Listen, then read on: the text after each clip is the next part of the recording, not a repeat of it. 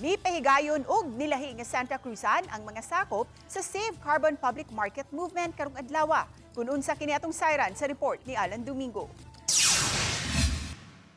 Lahi og mabulukon ang gipahigayon nga Santa Cruzan sa Dakbayan sa Sugbo nga gipasugdahan sa pundo ka Save Carbon Public Market Movement. Gipahaom nila sa Flores de Mayo ang ilahang gihimo sa pagpadayag sa ilahang pag-ampo nga paminaon ang ilang yangongo sa karbon nga nahimong kabahin sa ilang kinabuhi.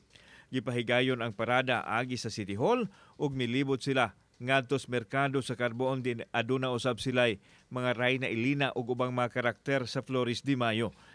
Amo gitangandoy nga ma-save ang carbon nga mahimong tribado. Ang carbon nga mahimong usa ka tindahan merkado para sa mga katawhan. Ang gusto namo adunay kalambuan og manindot ka carbon pero ayaw lang itadaog tribado nga kumpanya ang atong merkado sa carbon. Inay mga santos mga titulo sa Birheng Maria ang nakasulat sa ilahang gibit-bit ng mga arko karatula kini nagdala sa ilang mga mulo ug panawagan. Nagtapok ang grupo sa carbon diin nagpahigayon usab sila hamubo nga programa. Unta dunggo na sa mga konseho nga dili lang i-privatize ang carbon pero mo-okay rami sa modernize.